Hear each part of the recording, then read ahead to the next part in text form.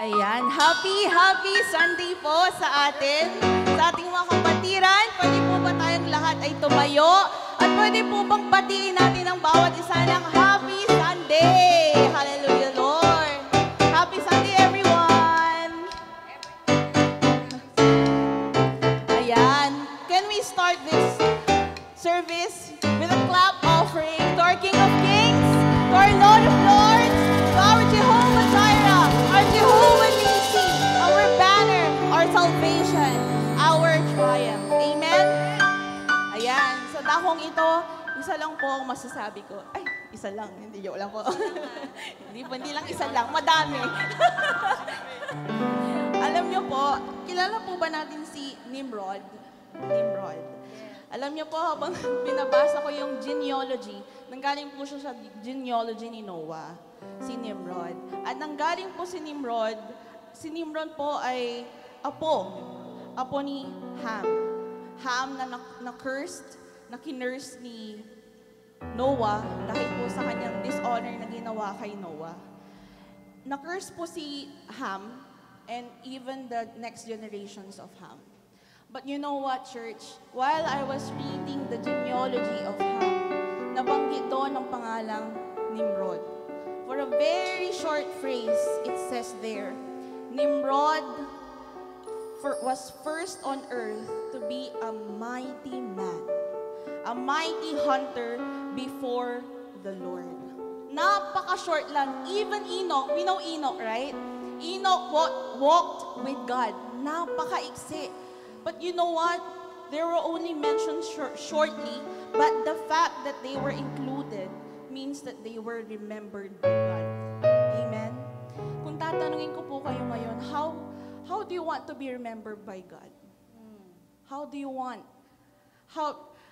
want to be remembered by God today? Pag tatanungin po natin ng Diyos, Lord, how do you remember me? Do you remember me as someone who's faithful? Do you remember me as someone who's lukewarm to you? But you know what, church? That's not my heart today. Hindi mahalaga kung anong ginawa natin kahapon. Mahalaga kung anong gagawin natin ngayon. Amen? Today matters. What we choose to do today matters. Bakit? Kasi yung today magiging history.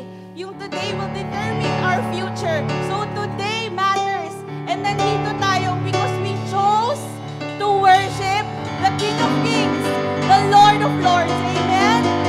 Amen? Kaya sa oras na ito, patuloy natin buksan ang ating mga puso. Pwede po bang sa oras na ito, kanya-kanya po tayong pakikiusap sa ating Panginoon. Lord, narito kami, Panginoon, dahil pinili namin na magpuri sa iyo. Pinili namin na sambahin ang pangalan mo, Panginoon. Hindi kami pumunta ditong napipilitan. Pumunta kami ditong nagagalak, punong-puno ng pasasalamat, Panginoon. Dahil ikaw na aming Diyos ay pinili kami. Dahil ikaw na aming Diyos ay nanatiling tapat, nanatiling mabuti. Ngayon, bukas, at magpakailanman, Lord. And Lord, we pray that as we worship you, you will only remember us as someone who has been faithful, who has been loving to you, Panginoon. And Lord, pinababa namin ang aming sarili. Itinataas ang pangalan mo, ang pangalan mong buhay, ang pangalan mong makapangyarihan, ang pangalan mo, Panginoon, na lumikha ng kalangitan, na lumikha ng lahat ng nandito sa sanlibutan, Panginoon. And Lord, humihingi po kami ng iyong kalinisan, Panginoon. Linisin mo kami sa bawat kasalanan. Linisin mo kami sa bawat karumihan, Panginoon, upang ang iyong presensya lamang ang pumuno. Overwhelm us, Panginoon, with your presence. Come on, church. Just worship God. Worship His holy name, Lord. Overwhelm us with your presence. Overwhelm us, Panginoon. Saturate us. Consecrate each of us that we may give you the glory, the honor, the praises that you deserve, Panginoon. And Lord, minsan pa, Panginoon, sasabihin namin na ikaw lamang ang aming pinapapurihan, Panginoon. Sa ngalan ni Jesus, Amen.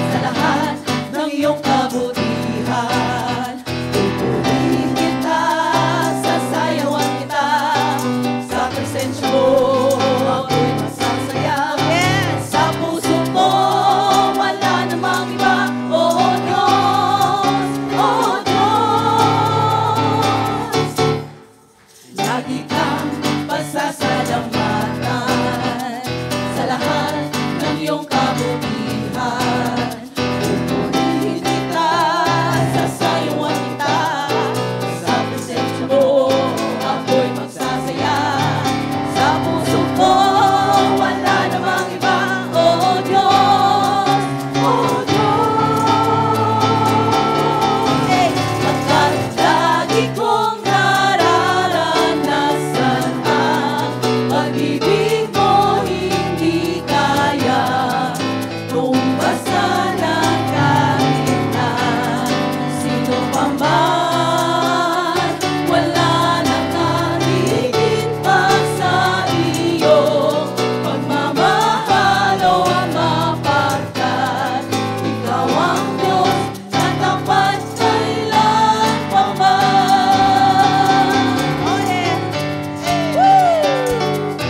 Oo, lagi natin pasasalamatan ang ating Panginoon. Lagi kang pasasalamatan sa lahat ng iyong kabutihan. Pupurihin kita, sasayawan kita, sa presensya mo ako'y magsasaya. Sa puso ko wala namang iba, oh Diyos, oh Diyos. Pagkat lagi kong nararanasan ang pag-ibig mo, hindi kaya tumbasan ng kahit na sino pa man. Wala nang hihigit pa sa iyong pagmamahal o mapagkat. Ikaw ang Diyos na tapat kailan pa man. Pagkat lagi kong nararanasan ang pag-ibig mo, hindi kaya tumbasan ng walang makakatumbas. Sino pang oh yes Lord, wala namang hihigit pa sa iyong pagmamahal o mapagkat. Ikaw ang Diyos na tapat kailan pa man. Sabay-sabay! Pagkat lagi kong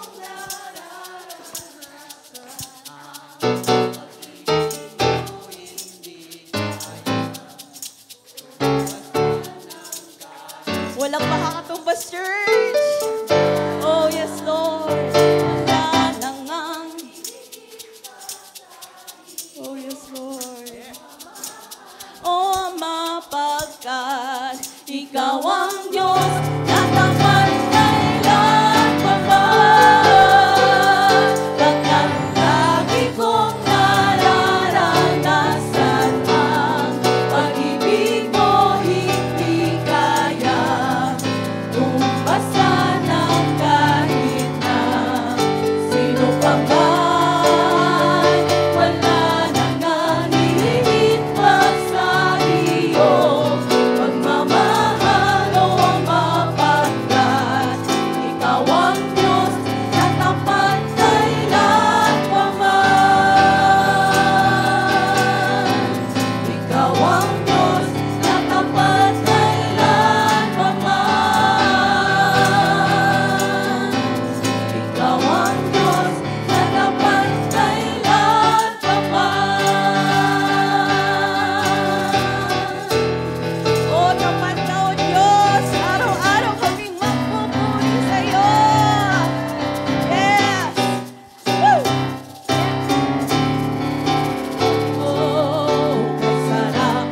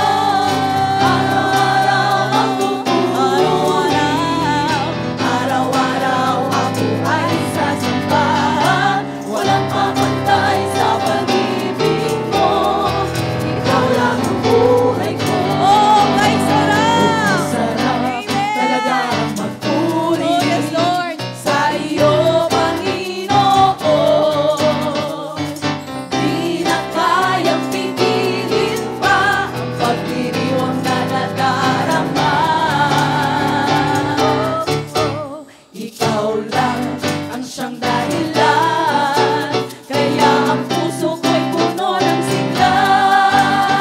Sa iyo ako ay aawit ng papurit pagsamba. Araw-araw ako ay magpupuri sa'yo, Panginoon. Ako ay sasamba, walang pabantay sa pag-ibig mo. Ikaw lang ang buhay ko. Araw-araw ako, oh yes Lord. Araw-araw ako ay sasamba, walang pabantay sa pag-ibig mo. Ikaw lang ang buhay ko. Hoy, sigaw natin to! Araw-araw. Yes! Araw-araw tayo magpupuri. Walang makakapigil. Ikaw lang ang buhay ko. Araw-araw. Araw-araw magpupuri. Araw-araw ako ay sasamba, walang papantay sa pag-ibig mo. Ikaw lang ang buhay ko. Walang papantay sa pag-ibig mo. Ikaw lang ang buhay ko. Walang papantay sa pag-ibig mo. Ikaw lang ang buhay ko. Oh, ikaw lamang ang buhay namin, Panginoon. Ikaw lang, O Diyos, at wala nang iba, Panginoon. Wala nang sino man, Panginoon. Walang sino man ang makakapantay sa ginawa mo para sa aming Panginoon. At Lord, narito kami punong-puno ng pasasalamat, Panginoon, sa lahat ng kabutihan, sa lahat ng mga bagay na binigay, na hindi mo binigay. Even the things that you did not give, we thank you for that, Panginoon. For we know that you do things for our sake, Panginoon. And Lord, continue, Panginoon, to bless our worship, Panginoon. Continue to deepen us, Panginoon. Palalimin mo kami ng palalimin sa aming pagpupuri sa iyo, Panginoon.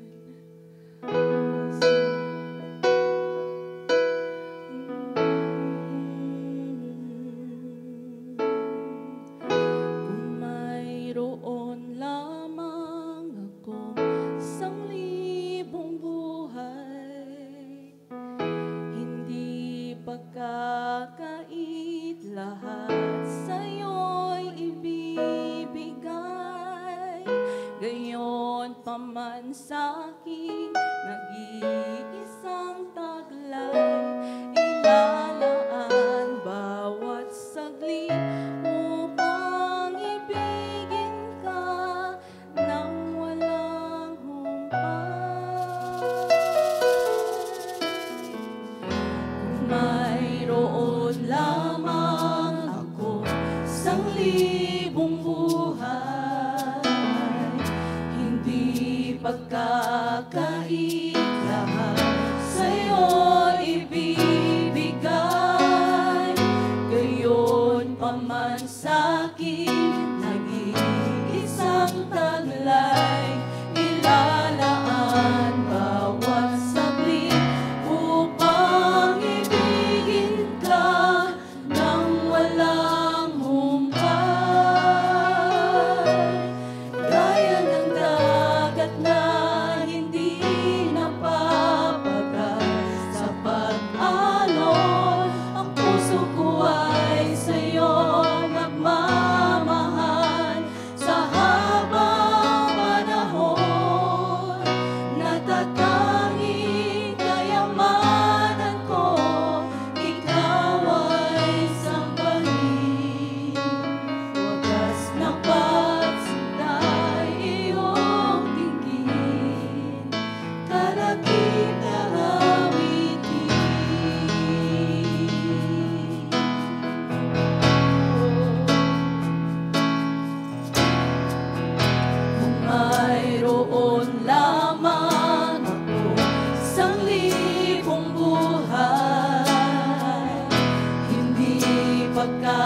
kahit lahat sa'yo'y ibibigay.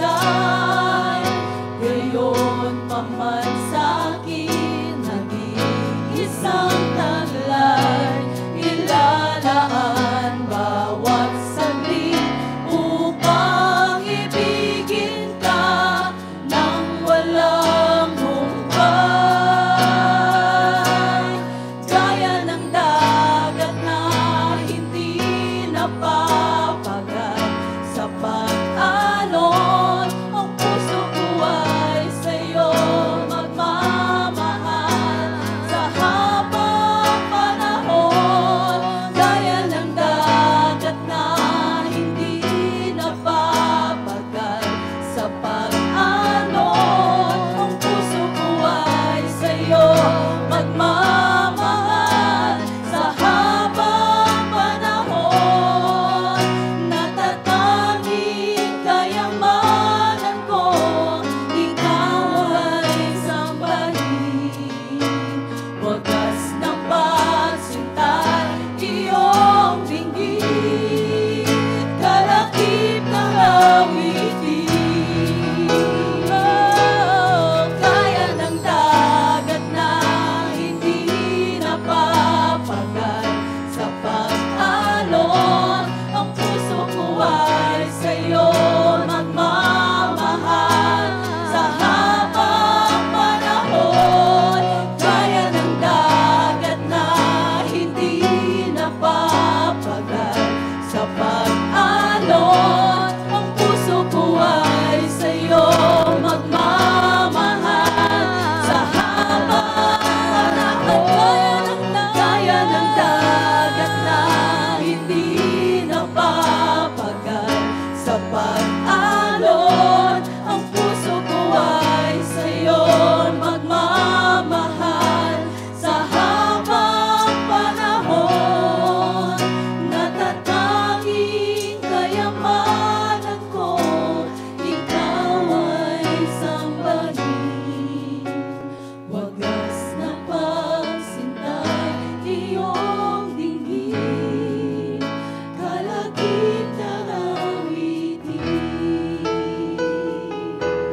At kaya ng dagat na hindi napapagat sa pag-alon, ang puso ko ay sa'yo nagmamahal sa habang panahon.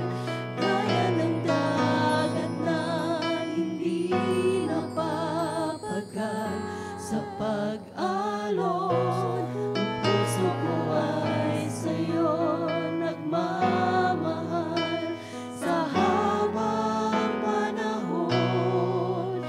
Natatanging kayamanan ko, ikaw ay sambahin. Wagas na pagsintay, iyong dinggin, kalakip ng awitin.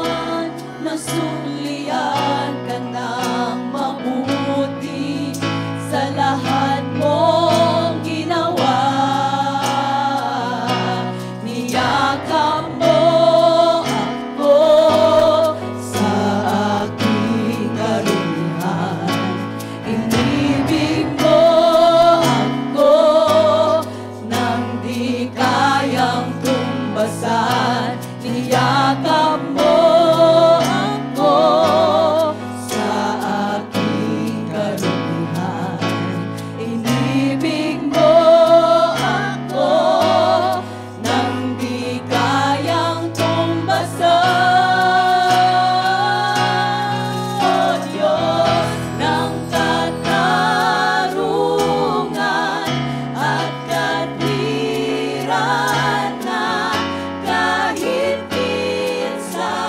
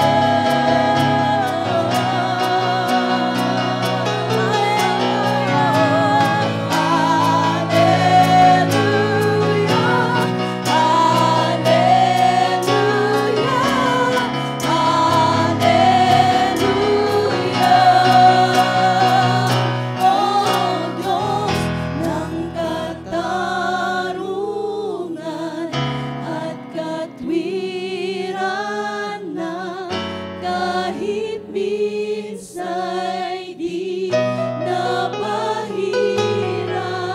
ang kabanalan, kalwalhatian. Salamat sa suntulang biyaya mo, O Diyos ng pag-ibig na mas malaway pa kaysa aking mga pagkakasala. Higit pa sa buhay ko, salamat sa suntulang biyaya mo.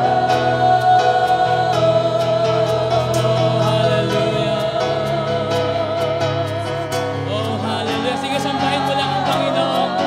Magpasalamat ka sa Diyos sa oras na ito. Salamat sa pag-ibig niya. Salamat sa biyaya niya. Salamat sa pabor niya sa buhay natin. Hindi man tayo karapat-dapat na tumanggap. Hindi man tayo karapat-dapat na lumapit. Pero ang Panginoon siya ang umabot sa atin. Ang biyaya niya ay sapat-sapat. Ang biyaya niya ay umaapaw para sa bawat isa. Hallelujah, hallelujah. Hallelujah, salamat aming Ama. Salamat Panginoon dahil Ikaw ay sapat Panginoon sa amin. Nandyan ang pagpapala mo. Nandyan ang pagkilos mo. Nandyan ka lagi Panginoon nakaantabay sa amin. Ano man Lord ang sitwasyon ng buhay namin, nandyan ka palagi Panginoon. At salamat Lord sa sukdulang biyaya mo na Ikaw mismo ang umabot Panginoon sa amin. Na Ikaw ang dumating sa mundong ito Panginoon para ibigay ang buhay mo para kami ay makalapit sa aming Diyos, sa aming Ama. At Panginoon sa pagkakataong ito, patuloy na ang biyaya mo ang siyang mamagitan sa amin. It is only by grace that we can enter, God, into your presence. And we pray right now, Lord, for your power. We pray right now, Lord, for the Holy Spirit to just fill everyone today in the name of Jesus. Alisin lahat ng tali ng kasalanan, lahat ng gapos ng kasalanan, lahat ng gapos ng karamdaman, lahat ng gapos ng problema. Panginoon, we ask, Lord God, for your power, for your presence to manifest in this place in the name of Jesus. At matatagpuan ka namin sa lugar na to, aming Panginoong Jesus. God, we thank you, we honor you, and we worship you. In Jesus' name, amen and amen and amen. Sige, the best clap for the Lord. Hallelujah. Amen. Praise the Lord. Salamat po sa Panginoon. Sa umagang ito, sino pong blessed ngayong umaga? Amen. Blessed ngayong araw. Pinagpala na po ng Diyos ang araw natin, ang buwan natin. Ano po? And we can say, sa lahat po ng ating pinagdadaanan, ang dami hong nangyari noong mga nakaraang araw, mga nakaraang linggo, but we can say that God is good. Amen? God is good. All the time. Praise the Lord. Ayan. Sa umaga pong ito po yung ating pag-uusapan. Job chapter 1 verse 20 hanggang 22. Ang sabi ho ng Bible, at this, Job got up and tore his robe and shaved his head. Then he fell to the ground in worship and said, naked I came from my mother's womb, and naked I will depart. The Lord gave, and the Lord has taken away. May the name of the Lord be praised. In all this, Job did not sin by charging God with wrongdoing. Ito hong binasa natin, ito po ay pangyayari matapos dumating kay Job ang pinakamasaklap, the most tragic, the most painful, ang pinakamasakit na pangyayari po ng kanyang buhay. Actually, minsan nasabi niya na sumpain ang araw ng aking kapanganakan. At ito yung araw na yon, ito yung oras na yon na kung saan dumating sa kanya ang pinakamasamang balita sa pinakamasamang balita. The baddest of the bad news. Di ba? Dumating kay Job. Sabay-sabay namatay ang kanyang 10 anak. Hindi isa, hindi dalawa, hindi tatlo. 10 sabay-sabay na namatay ang kanyang anak. Ninakaw lahat ng kanyang ari-arian. Halos lahat ng kanyang alipin ay pinatay. At ang sabi ng binasa natin, tumayo si Job. Pinunit niya yung kanyang damit.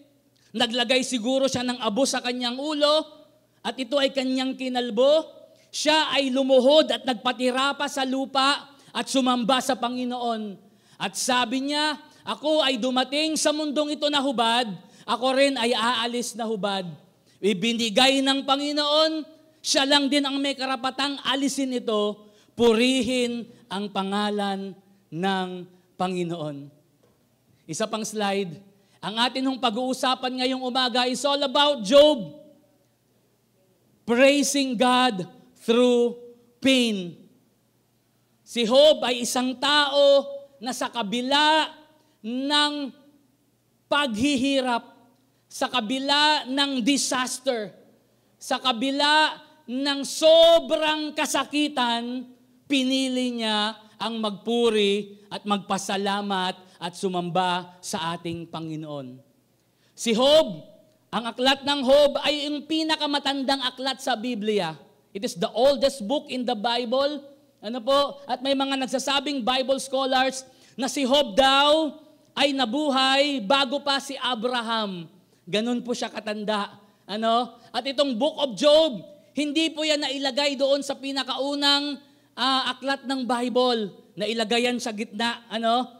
Katabi ng Job, Psalms, Proverbs, Ecclesiastes, and Songs of Solomon. Ang tawag sa mga libro na yan ay poetical books. Kasi ang buong Job, it's all about the ancient poetry. Kaya nilagay po siya dyan. Pero itong si Job, nabuhay siya bago pa ni Abraham, the father of faith.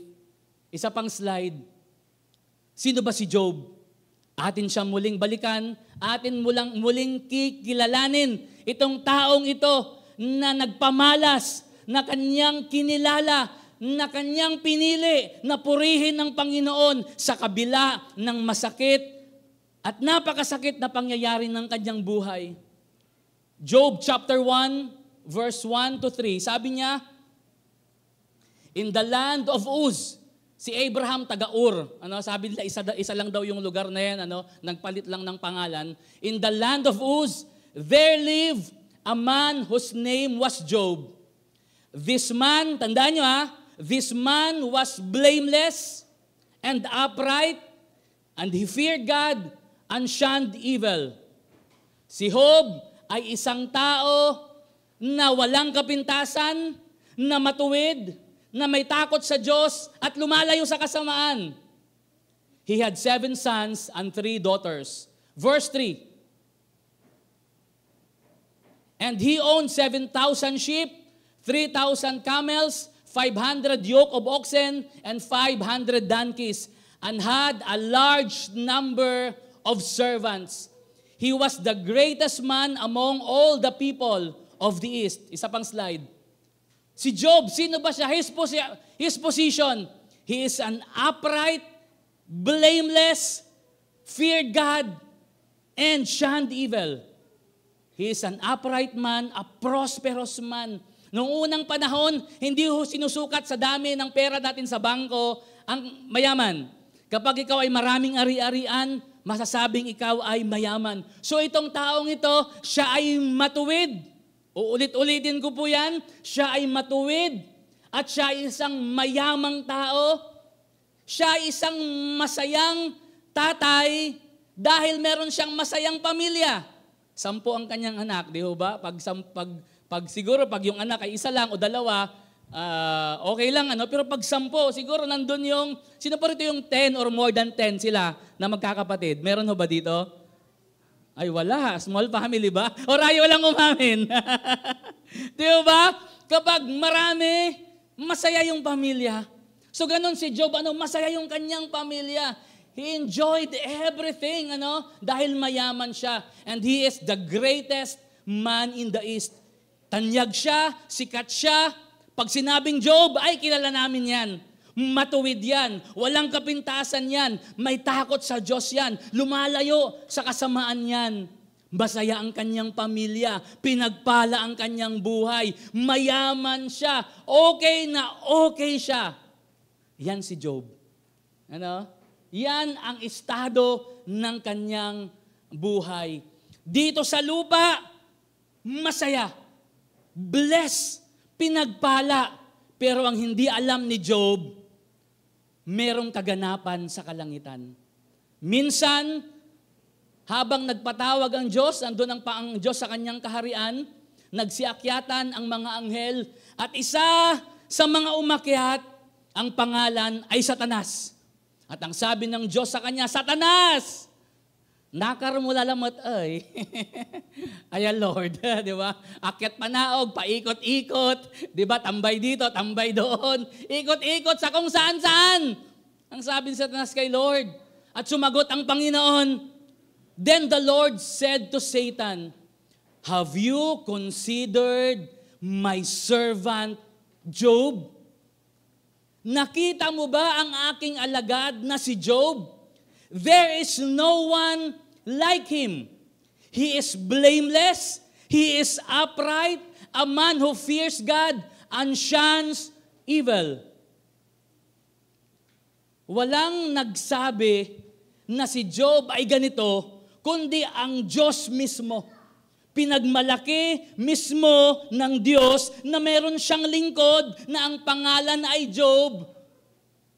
Na blameless, na upright, na may takot sa kanya at lumalayo sa kasamaan. Yan ang description ni Job. Yan ang pagkakakilala sa kanya. Pagkakakilala sa kanya sa kalangitan at pagkakakilala sa kanya sa kalupaan. Kung minsan kasi, mabait lang tayo pag Sunday. Mabait lang tayo pag nasa church. Pag nasa bahay, di ba? Nangangain tayo, nangangagat tayo. Si Job iba. Si Job, yung pagkakakilala sa kanya sa kalangitan, ganon din ang pagkakakilala sa kanya sa kalupaan. At sumagot si Satanas sa Panginoon. Who is Satan? According to the book of Revelation, he is the accuser of the brethren. Walang ibang nakikita, puro mali, puro mali, puro mali, puro kasalanan, puro kasalanan. He is the accuser of the brethren. At ang sabi niya kay God, Lord,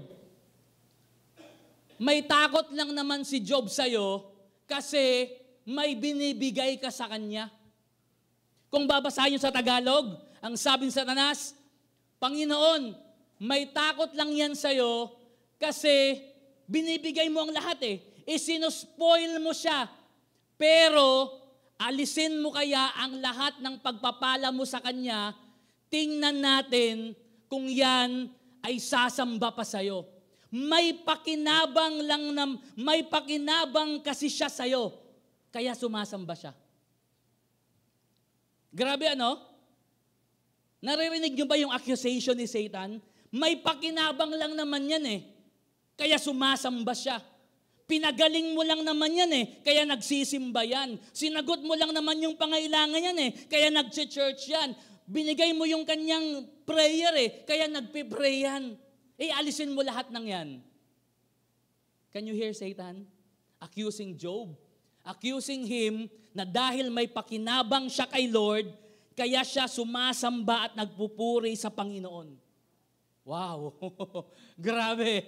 Grabing pag-akusayan. Pero ang sabi ni Satan, alisin mo, lagyan mo ng bakod, kontrolin mo yung mga bagay sa buhay niya, kontrolin mo yung bagay sa pamilya niya. Tingnan na lang natin, kung wala na siyang pakinabang sa'yo, sigurado ako, susumpain ka niya sa mukha mo. Can you imagine? Nararamdaman niyo po ba?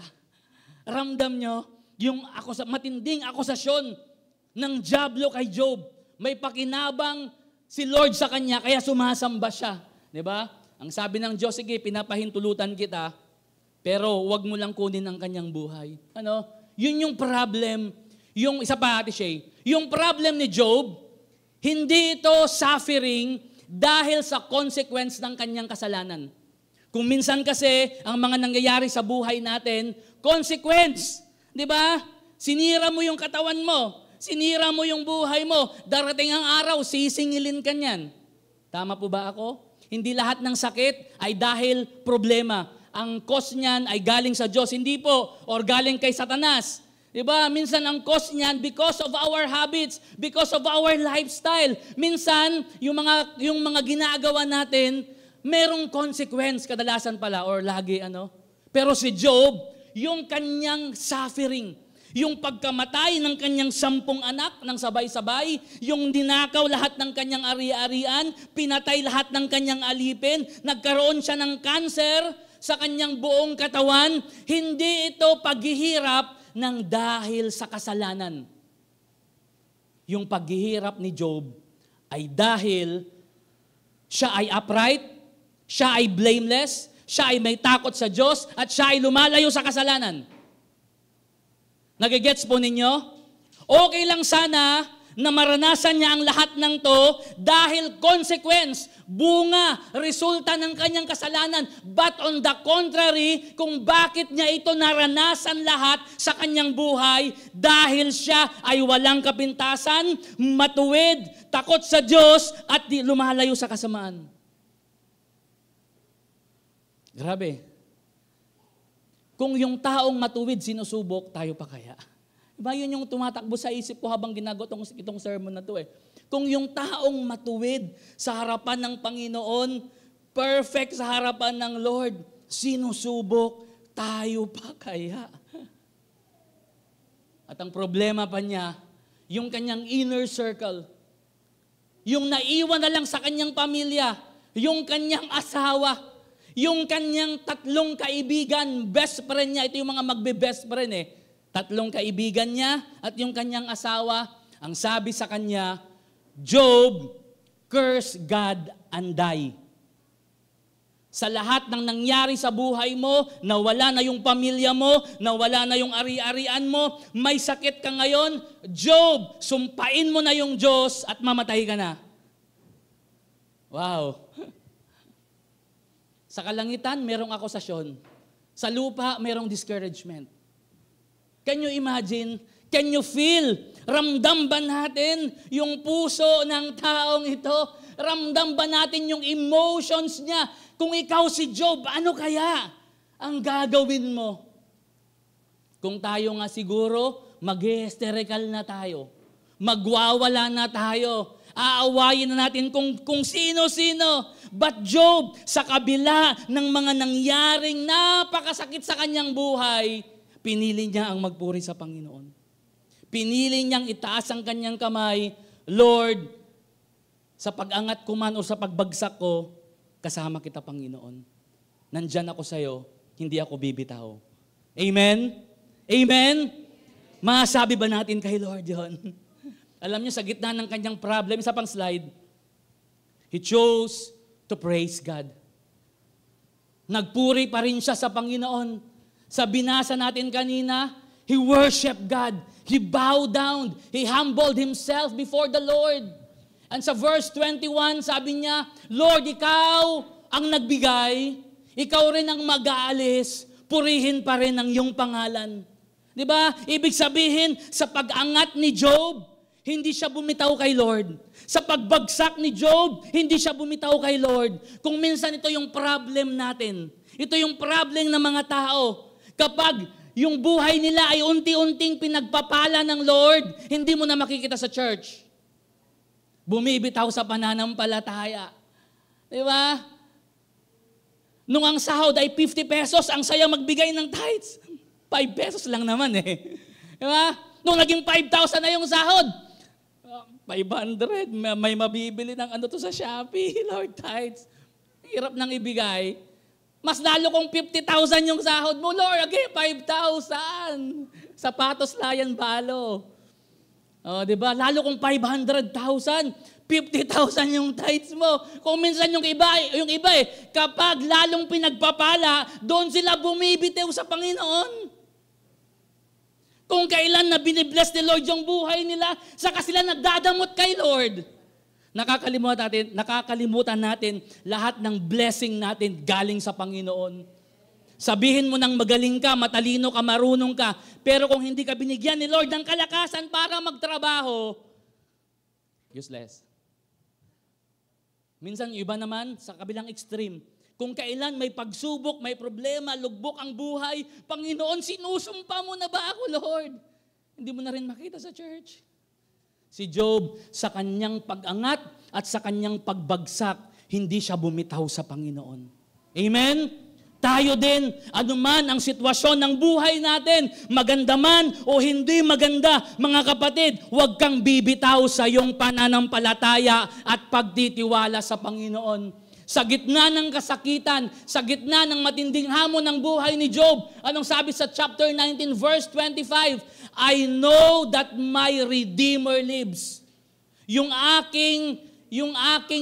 magtatanggol sa akin, yung manunubos ko, may Savior, may Redeemer, alam kong buhay siya. At darating ang panahon, ililigtas niya ako. Darating ang panahon, sabi niya, maghahari siya. Actually, si Jesus yan Di ba? He is our Redeemer.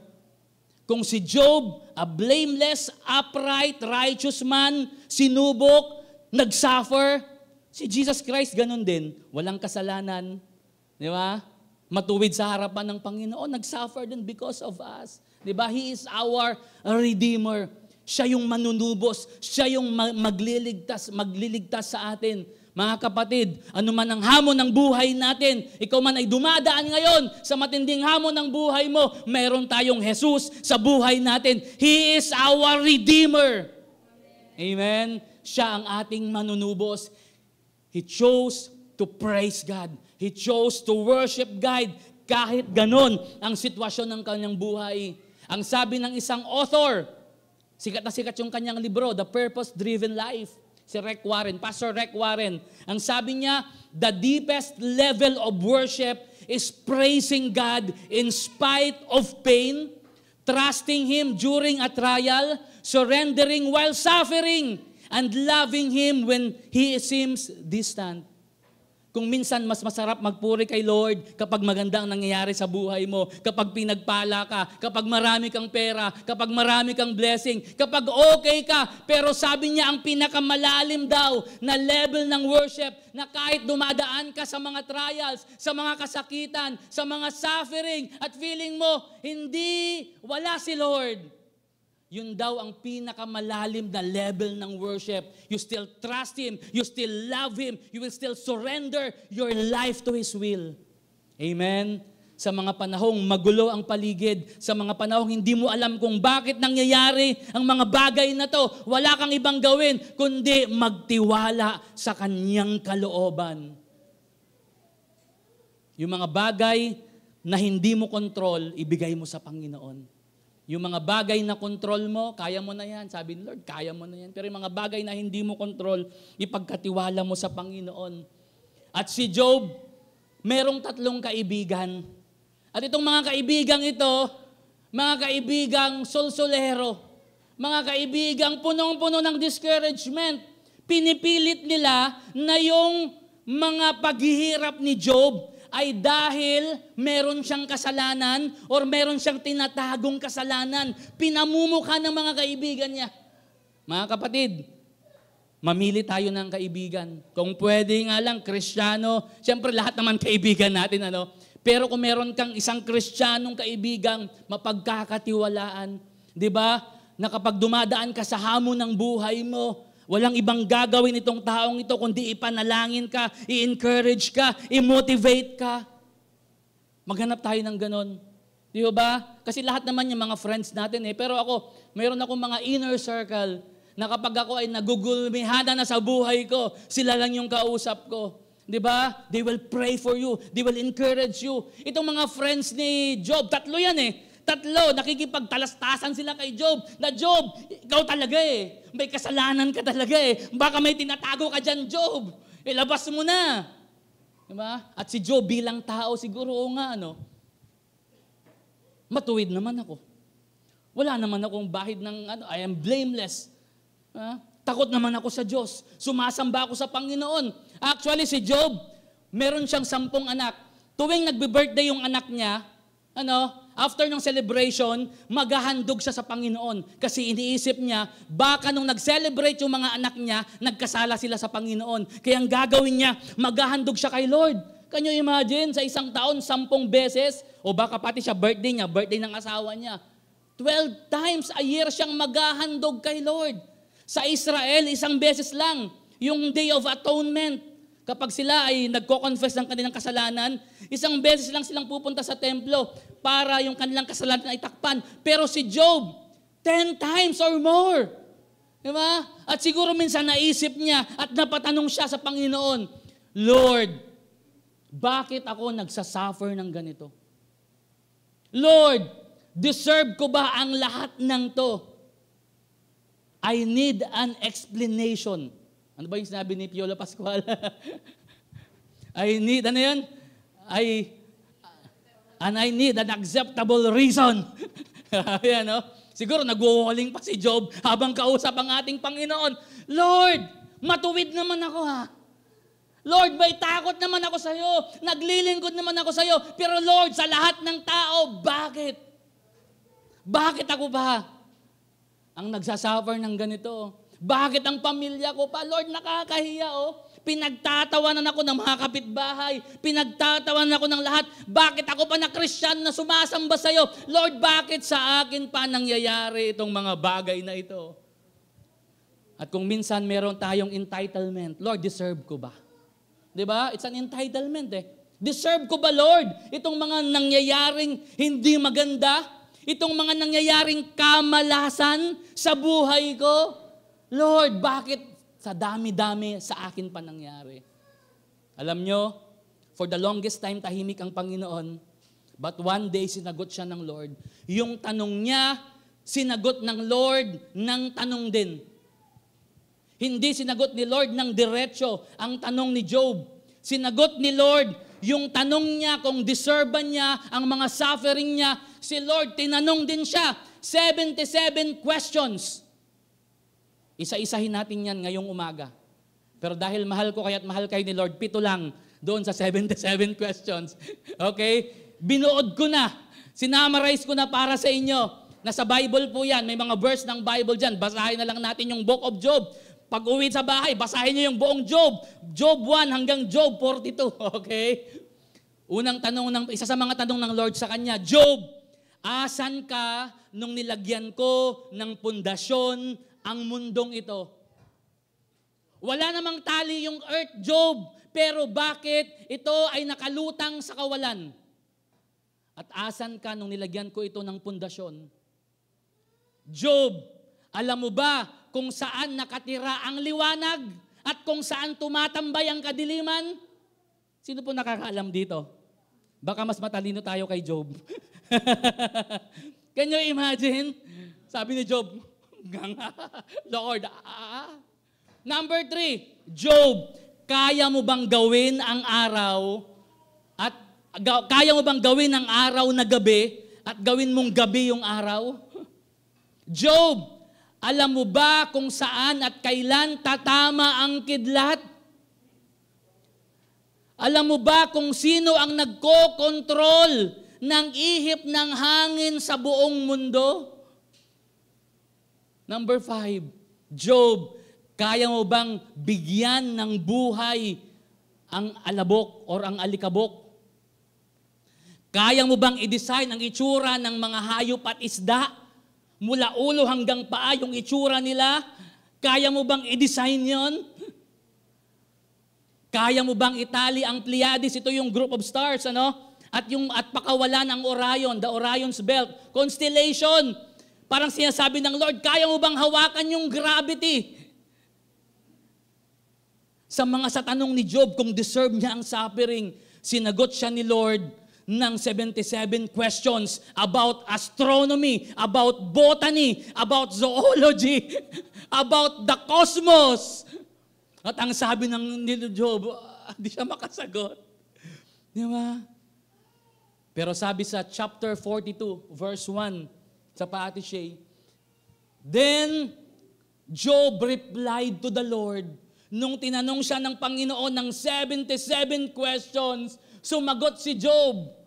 Ang sabi niya, I know that you can do anything and no one can stop you. It talk about the sovereignty of God. Pag sinabing sovereign, ang Diyos lang ang merong karapatan that we cannot question Him. Nung bata ho tayo, nanay, tatay, bakit nyo po ito ginawa sa akin? Bakit ganyan yung desisyon ninyo? Di ba? Minsan, yung magulang, ang sagot lang niya, basta. Tama? Tama po ba ako? Minsan, di ba, pag magtatanong tayo, akin ginawang tanay, basta. O, basta. Di ba? O kaya yung ibang magulang, walang sagot. Hindi ka sasagutin. Di ba? Parang ganun ang ibig niyang sabihin because God is sovereign. He's the owner of everything. Siya lang ang may karapatan sa lahat ng bagay. Kaya ang sabi ni Job, oo nga Lord, kaya mong gawin ang lahat at walang pwedeng makapagpigil sa'yo. At sabi niya, sino ba ako para questionin ang wisdom mo? It is I and I was talking about things I knew nothing about. Hindi ko pa nababatid ang lahat ng bagay. Actually, ngayon pa lang na-discover ng mga scientist Yung telescope natin, yung ating bagong telescope, meron silang bagong na-discover Pero noon, hindi alam yung mga bagay na yan. Dumating pa nga sa point, na yung earth daw, yung sun daw yung umiikot sa earth. Oh, di ba? Pero napatunayang hindi. And sabi niya, these things too wonderful for me. Nakakamangha, Panginoon, ang lahat ng mga bagay na ito. Si Job, sa pagkakataong ito, di ba yung mga tanong niya, na sinagot ng Lord ng tanong, ang sabi ni Job, Lord, suko na ako, Panginoon. I am surrendering to your will. He humbled himself. Humingi siya ng patawad sa Panginoon, sa lahat ng kanyang mga nasabi, sa lahat ng kanyang mga tanong, di ba? At nakita ng Diyos ang puso ni Job, na sa gitna ng mga matitinding hamon ng kanyang buhay, nandun yung kanyang patience. Nandun pa rin yung kanyang pagtitiwala sa Panginoon. Nandun pa rin yung kanyang pagpapasakop sa Lord. Ganon din po tayo mga kapatid. Amen? Yung mga hamon ng buhay natin, sunod-sunod man yan. Huwag mong isiping sinusumpa ka ng Panginoon. Minsan pinapadaan tayo ng Diyos sa buhay natin, yung mga bagay na yan, para subukin tayo. I-testing yung quality natin. Diba? Ikaw ba ay nag-grow sa iyong pananampalataya? Or mula nung naging Kristiyano ka, ilang taon na hanggang ngayon, pag may problema, aligaga ka pa rin. Pag may problema, ag-hysterical ka pa rin. Pag may problema, lumalayo ka pa rin sa Panginoon. God is testing you. Si Job, nakita ng Panginoon ang kanyang puso na sa gitna ng mga pangyayari sa kanyang buhay, total surrender. He surrendered his life fully to the Lord. At dahil doon, isa pa, ang maganda rito, he's putting back. His restoration. Nakita ng Diyos ang kanyang puso, nagpasakop sa kanyang kalooban. Kaya ang sabi ng Bible, so the Lord blessed Job in the second half of his life, even more in the beginning. Wow! Hallelujah! Kapatid, kung sinusubok ka, kapatid, kung merong inalis ang Diyos sa buhay mo, kung merong ninakaw ang dyablo sa buhay mo, magtapat ka lang sa Panginoon dahil kayang ibalik ng doble ng Panginoon sa iyo ito. Hallelujah! You claim it! Yung dyablo, minsan inaalaw ng Lord yan Di ba? Para subukin tayo, para hamunin tayo. Nag-aalaw si Lord ng mga problem. Kapag nagtagumpay ka dyan, naging tapat ka dyan, nagpupuri ka pa rin sa Panginoon, sa kabila ng mga masakit, sa kabila ng mga pag-alis ng Diyos sa buhay mo, mas lalo kang pagbubungahin ng Panginoon. Tandaan natin, yung puno, it's a must. kailangan ng pruning. Kailangan ng pagtatapyas, di ba? Kapag yung puno, nakita mo ang daming dahon, awan ti bunga nga rod. Saan yung bunga ay? Naghahanap ka ng bunga, walang bunga, puro bunganga. Dahon niya, amen. Anong gagawin nung may-ari ng puno? Anong gagawin ng magsasaka? Mga laybarang, kukuha siya ng bolo, kukuha ng itak, pagtatapyasin yung mga dahon, puputulin yung mga sanga. Yung punong napakalago. Ngayon, bukal. Sorry po sa mga katabi niyo. Ngayon, kalbo na. Di ba? Malago-lago. Di ba? Kalbo na. Nangyari. Di ba? Pero mamaya, after ng ilang buwan, yung punong pinagtatapyasan, mamaya makikita mo, may bulaklak. Namumulaklak na at mamaya magbubunga na. Di ba? Kaya yung mga pagtatapyas sa buhay natin, masakit yung prosesong yan, pero hayaan mo lang ang Panginoon.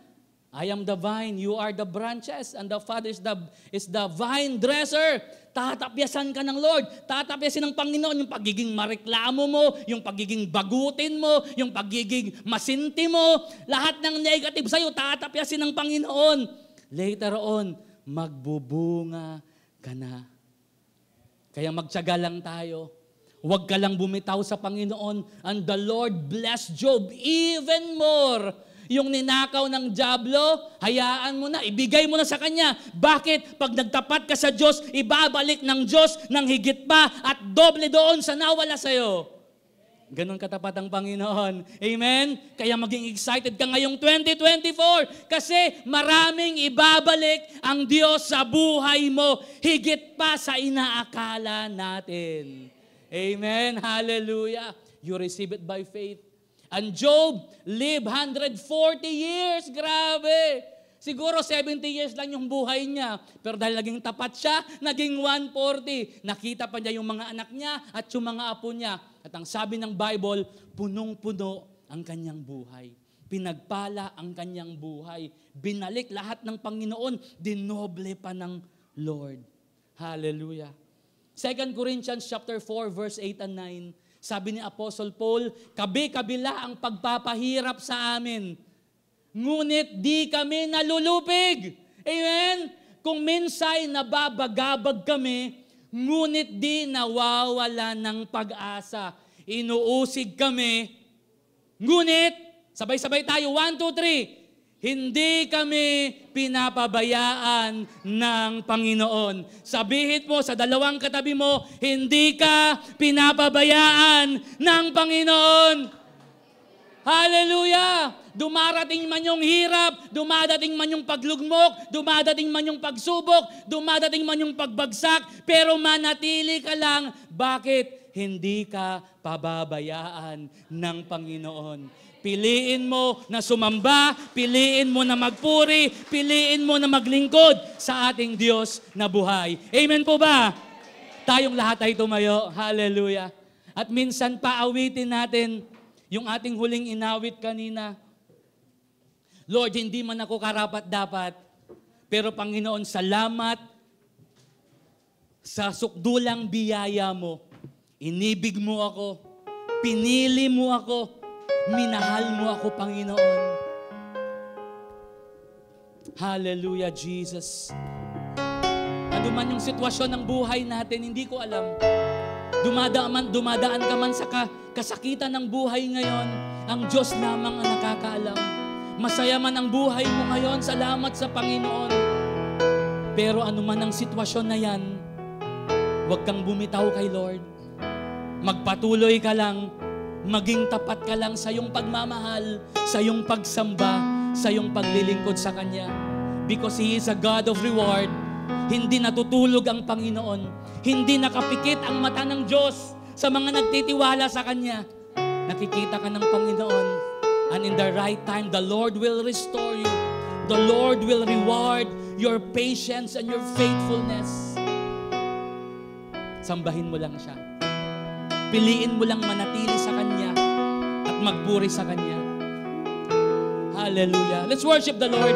yung buong puso, hindi karapat-dapat, yung buong lakas na pagsamba sa Panginoon. at wagas mong pagsinta. Habang walang kakayanan, nasuklian ka ng mabuti sa lahat mong ginawa. Hallelujah. Lord, niyakap mo kami. Yakap mo ako sa aking karumihan. Inibig mo ako nang di kayang tumbasan. O Diyos ng katarungan at katwiran na kahit minsan di nabahiran ang kabangalan, kalwalhatian. Salamat sa sukdulang biyaya mo, O Diyos ng pag-ibig na mas malawak pa kaysa aking mga pagkakasala. Higit pa sa buhay ko, salamat sa sukdulang biyaya, O Diyos. Sige po, ating itaas ang ating kamay sa Panginoon. Tanda ng ating pagsuko sa ating Diyos, that He is our God, our sovereign God. Alam niya ang nangyayari sa buhay mo. Nakamasid ang Panginoon sa iyo. Nakatingin si Lord sa iyo. You are the apple of His eye. Salamat sa sukdulang biyaya mo, O Diyos ng pag-ibig na mas malawak pa kaysa aking mga pagkakasala. Higit pa sa buhay ko, salamat sa For the last time, O Diyos ng katarungan He is a righteous God. at He is a just God. katwiran na kahit minsan di nabahiran ang kabanalan, kalwalhatian. Salamat sa sukdulang biyaya. Yes, Lord, ang pag-ibig mo, O Diyos, mas malawak pa, Panginoon. Pag-ibig na mas malawak pa kaysa aking mga pagkakasala. Higit pa sa buhay ko, salamat sa sukdulang biyaya. Pwede bang hawakan mo yung kamay ng katabi mo? Can we just pray for one another? Just utter a words of prayer. Panalangin mo siya. Ipanalangin ng bawat isa ngayong umaga. Hallelujah, hallelujah. Panginoon, sa paghahawakan po namin ang aming kamay, tanda, Panginoon, ng aming pagkakaisa, that we are your church, that we are your family, Panginoon, na kami ay mga anak mo, O Diyos, mga anak mo na nakatanggap ng pag-ibig mo, nakatanggap, Panginoon, ng pagpapatawad mo, na Panginoon, minsan sa buhay namin bilang Kristiyano, dumadaan kami sa mga hamon ng aming pananampalataya. Dumadaan kami sa mga pagsubok, Panginoon. Lord, may mga kasakitan, Panginoon. May mga problema, may mga sufferings, may mga trials, Lord, na pinagdadaanan po namin. Pero Lord, sa gitna at sa kabila ng mga hamon ng buhay na to, nandyan ka, Panginoong Jesus. Nandito kami para sa bawat isa, Panginoon, Lord. Magpanalanginan, Panginoon. Magpalakasan, O Diyos. And Panginoon, we are offering to you our lives. Lord, we acknowledge na lahat ng bagay sa buhay namin ay galing sa iyo. Ang buhay namin ay galing sa iyo. Ang pamilya namin ay galing sa iyo. Ang trabaho namin, ang negosyo namin ay pagpapala na nanggagaling, Panginoon, sa iyo. And Lord, amin po itong binibigay sa iyong maingat na kamay, Panginoon. You have all the rights, Lord. Ikaw ang mayroong karapatan, Panginoon, Lord, sa mga bagay na ito. But Panginoon, itong mga blessing na mayroon kami, binabalik po namin sa iyo, Panginoon. And right now, Lord, we declare, in the name of Jesus, lahat ng ninakaw ng dyablo sa buhay ng bawat isa, sa pamilya ng bawat isa, right now, in Jesus' name, Panginoong Jesus, ibabalik mo ito. You will restore everything, lahat na kinuha ng dyablo, in the name of Jesus, ibabalik mo, Lord, ng doble, ng triple, at ng higit pa, Panginoon. At sinasaway namin ang dyablo sa bawat buhay namin. In Jesus' name, that the weapon formed against us shall prosper. But Lord, Panginoon, dalangin po namin, Jesus, you are our restoration. You will restore everything. And by faith, Lord, this 2024, Panginoon, lahat ng nawala sa amin, ibabalik mo sa pangalan ni Jesus. Sa pangalan ni Jesus, higit pa, mas marami pa, mas pagpapalain mo pa ang buhay namin, ang pamilya namin, ang trabaho, ang negosyo, sa pangalan ni Jesus. Sa pangalan ni Jesus.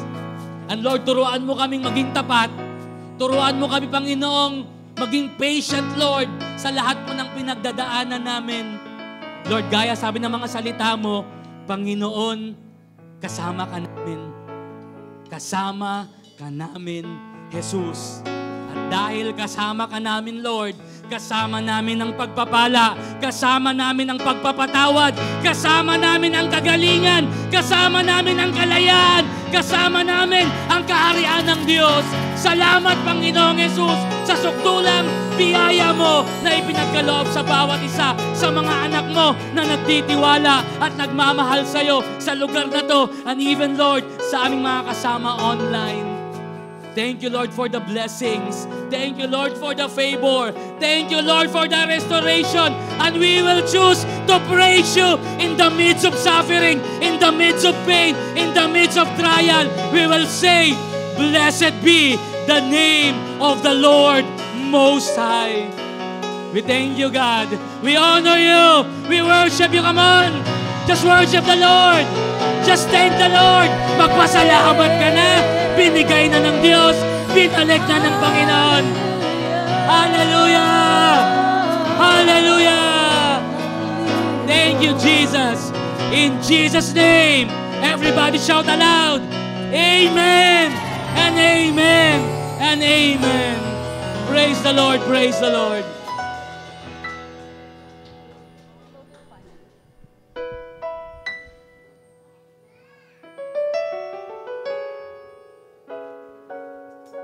Praise the Lord. Pwede bang palakpakan po natin ulit ang ating Diyos?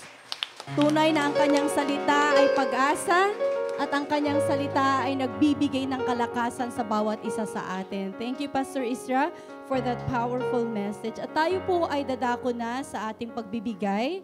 And allow me to exhort or to encourage you pagdating po sa ating giving. Sa Matthew chapter 6 verse 19 to 21, tinuro po ito ng ating Panginoong Jesus sa kanyang mga disipulo. Sabi po dito, "Don't store up treasures here on earth where moths eat them and rust destroys them, and where thieves break in and steal." Verse 20, "Store your treasures in heaven where moths and rust cannot destroy, and thieves do not break in and steal." 21, "Wherever your treasure is, there the desires of your heart will also be." So narinig naman po natin yung na-experience or naranasan ni Job, that he lost everything. He lost everything. Pero ang hindi nawala sa kanya, yung kanyang relasyon sa Diyos. At ito ay pagpapaalala din po ng ating Panginoon sa New Testament po, na kinompare po niya, binigyan po niya ng difference, no? Yung treasures on earth, yung kayamanan dito sa lupa at kayamanan sa langit. Tingnan niyo po yung kayamanan sa lupa, material na bagay, hindi nagtatagal. Madali silang mawala, madaling maubos, hindi siya permanente, temporary lang ang mga bagay na ito. At pwede pang pakinabangan ng iba. Kasi nabanggit doon, pwedeng magnanakaw kukunin niya. At alam po natin yan, that things can happen. At ang sabi dito sa verse 20 naman, na ang kayamanan sa langit, you invest in what really matters. Ano ba talaga ang mahalaga sa buhay? They are permanent, they are incorruptible, they last forever, they are eternal, and nobody can steal it from you. In fact, promise ng Lord that you will have your reward. Kaya dalawa po ang sabi ni Jesus dun sa una, do not. Do not store up treasures on earth. Instead, store up treasures in heaven. And in verse 21, he concluded, sabi niya, na wherever your treasure is, there your heart will be also. So ano makikita po natin dito? Na si Jesus, inilink niya, i-connect po niya, no, yung treasures dito sa lupa or yung kayamanan dito sa lupa at kayamanan sa langit sa puso po natin. Kasi yun yung deciding factor, it's our heart. So kung ano po or saan mo pinagbubuhusan ng panahon, ng lakas, ng pera, ng kakayanan, maging ng buhay mo, ay nandun ang puso po natin. Therefore, in conclusion, we are to treasure the Lord Jesus most of all. Wala pong masama na magkaroon po tayo ng kayamanan dito sa lupa, but we always need to be reminded that Jesus is our great treasure. And when Jesus is our treasure, we will commit our resources, our money, our time, our talents, and our abilities to His work in this world. Amen po? And 1 Corinthians 10:31, so whether you eat or drink, or whatever you do, do all to the glory of God. Let's all stand up and let's prepare our offering and let's return to the Lord the tithes that belongs to the Lord. At kung meron po tayong mga vows, kung meron po tayong ipinangako sa Panginoon na ibibigay natin like support in the ministry, yung mga unfulfilled vows po natin, please, let's fulfill it dahil ito ino-honor ng Panginoon. When we honor our vows, God honors us as well. Amen? Sabi niya, dadating ang panahon na dala-dala ko ang inyong mga gantimpala. Amen? So let's all pray. Father, in the name of Jesus, we come before you. And we thank you, Lord, that all that we have, everything that we have is a gift from you. Maging ang mga trabaho namin, maging ang mga business na pinagkatiwala nyo sa amin, maging ang lahat-lahat ng meron kami, Panginoon, lahat ng ito ay regalo mula sa inyo. And you want us, Lord, to just enjoy what you have blessed us with. And Lord, sa oras na ito, we connect our finances. We connect our lives to you, Lord. We know, God, that you are our Jehovah Jireh, that on the mountain of the Lord it shall be provided, that every need will be met in abundance, O God. And we break the yoke of poverty in your house to your people, O God. And as they sow their seed, Lord, we pray and we decree, O God, that harvest upon harvest will come upon our lives, our family, in everything that we do. Maging Panginoon, sa pagbabalik po namin, O God, ng aming ikapo, Lord, naniniwala kami, Panginoon, that as we honor you with these tithes, we know, Lord God, that everything that we have is protected and covered. Lord, we thank you. Bless your people as they give. In Jesus' name, amen. Araw-araw magpupuri.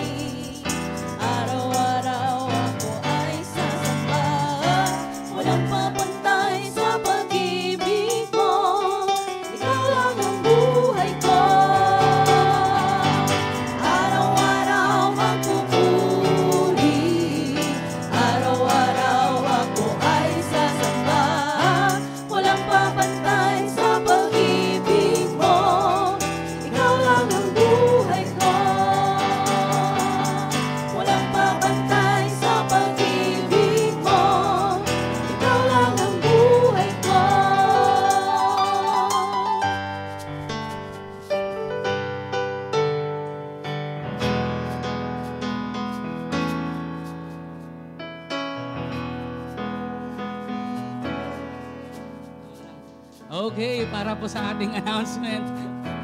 Ayan, you can give sa mga nasa online po natin, you can give your tithes, offering, or pledge. Ilagay lang po ninyo sa ating GCash account. Ayan, bago na po yung ating GCash account. Nandyan po kay Sister Shay po yan, our church treasurer.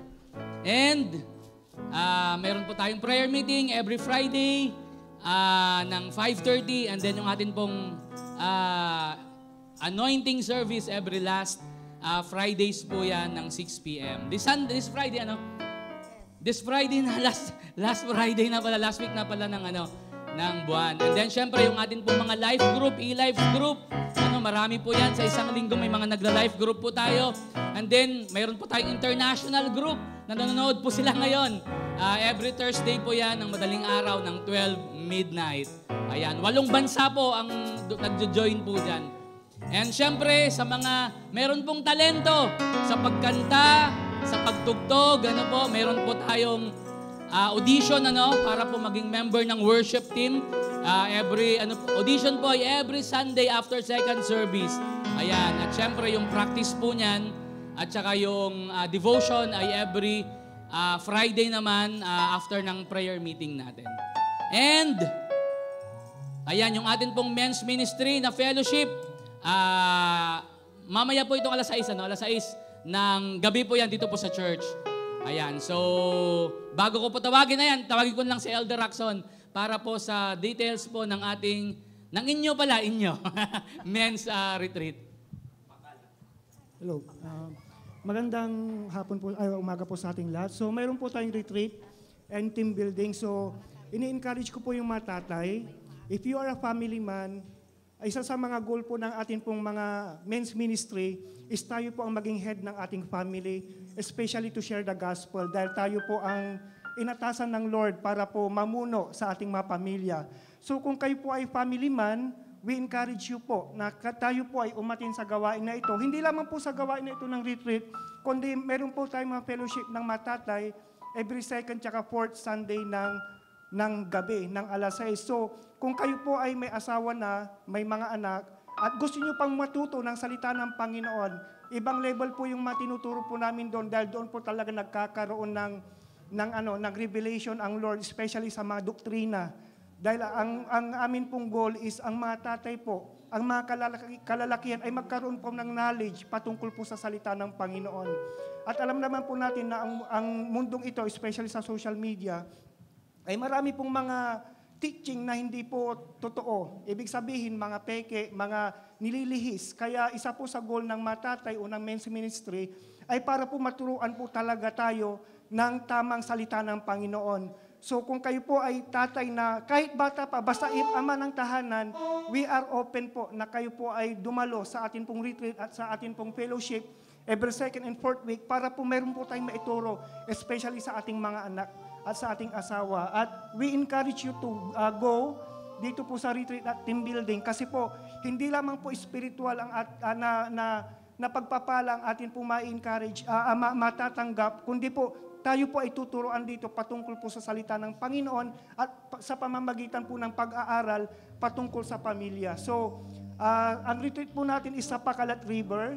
Ito po ay sa April 26. So, alas 6 ng umaga, magkikita-kita po ang mga ama ng tahanan dito. So, if hindi pa po kayo aware, just approach Deacon Mario or si Kuya Ron or ako para po makasama po kayo. So, yun lamang po, and to God be the glory.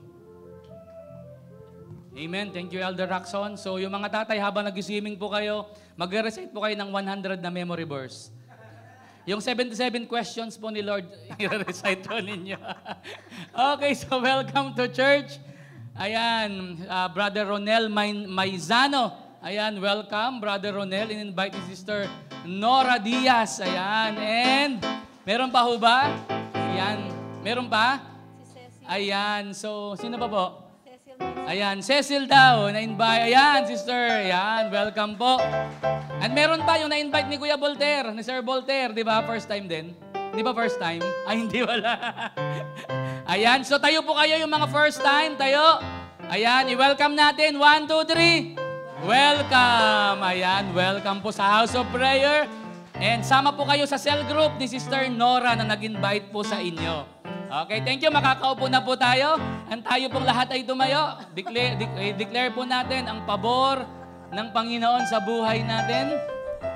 Ayan, sino po ang favor confession natin? Ayan, ako na lang siguro ang mag-favor confession. Sabay-sabay po tayo na atin pong ideklara.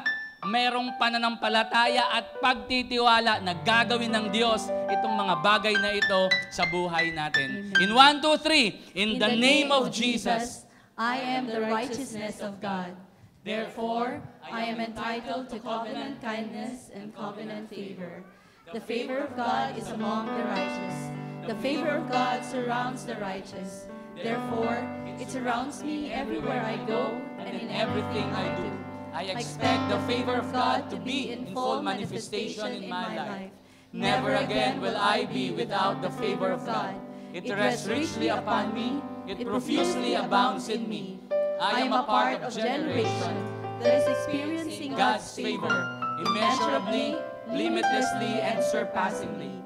Therefore, The favor of God produces supernatural increase, promotions, restoration, honor, increased assets, greater victories, recognitions, prominence, preferential treatments, petitions granted, policies and rules changed, and battles won in which I do not have to fight.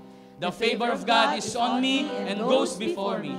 Therefore, my life will never be the same. This is the year of God's favor in my life. That is the favor of God. In Jesus' name, amen. Praise God from whom all blessings flow. Praise Him, all creatures here below.